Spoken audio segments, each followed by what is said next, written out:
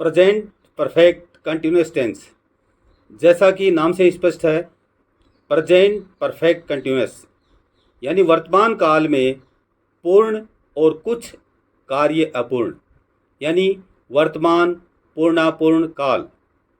इस टेंस में कुछ कार्य हमें पूर्ण मिलता है जबकि कुछ कार्य हमें कंटिन्यू मिलता है, चालू मिलता है।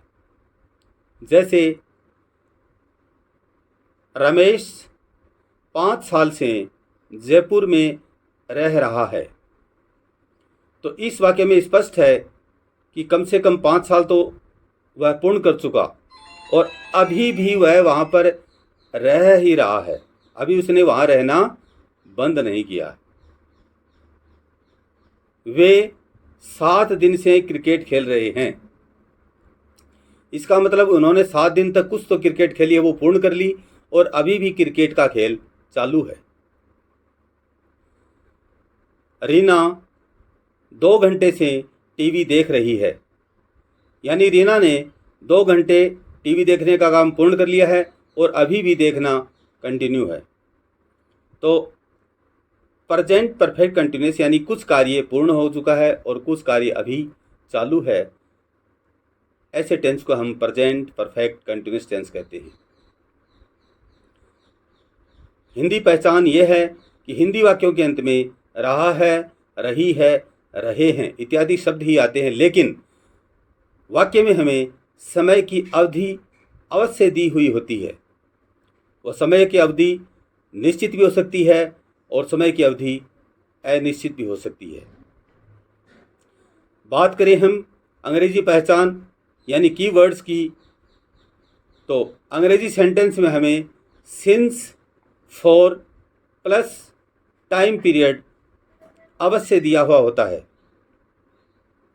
ये इसकी अंग्रेजी पहचान है। अब बात करते हैं हेल्पिंग वर्ब। इस टेंस की हेल्पिंग वर्ब है हैज़ बीन और हैव बीन। हैज़ बीन का प्रयोग हम सिंगुलर सब्जेक्ट्स के साथ करते हैं और हैव बीन का प्रयोग आई और प्लूरल सब्जेक्ट के साथ करते हैं। Sentence structure. Sentence structure Hindi से अंग्रेजी ट्रांसलेशन के लिए ये काम में लेते हैं। Subject plus helping verb plus main verb plus ING plus object plus since या for plus time period plus सेस। इस स्ट्रक्चर द्वारा हम हिंदी से अंग्रेजी में ट्रांसलेशन कर सकते हैं। उदाहरण के लिए, राम 7 दिन से क्रिकेट खेल रहा है। इस वाक्य में टाइम पीरियड है 7 दिन। चूंकि राम सिंगुलर सब्जेक्ट है, इसके लिए हम हेल्पिंग वर्ब हैज़ बीन काम में लेंगे, तो इस वाक्य की ट्रांसलेशन होगी Ram has been playing cricket for 7 days। Ram has been playing cricket for 7 days। अब बात करते हैं हम रूल्स की। फर्स्ट रूल, सबसे पहला नियम यह है कि इस टेंस में मैन वर्ब प्लस आईएनजी का प्रयोग किया जाता है और समय अवधि से पहले सिंस या फॉर का प्रयोग करते हैं। यदि समय अवधि निश्चित है तो उससे पहले सिंस लगाते हैं, यदि समय अवधि अनिश्चित है तो उससे पहले हम फॉर का प्रयोग करते हैं। जैसा कि एक दोहे में कहा गया है, समय बार तारीख जब आए फॉर छोड़कर सिंस लगाएं।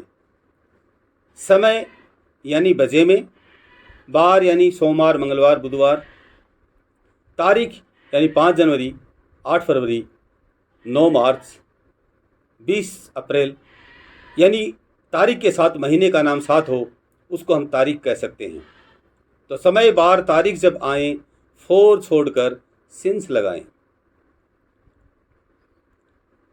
रूल नंबर 2, यदि वाक्य नेगेटिव है तो हैज़ या हैव के बाद नोट का प्रयोग करते हैं।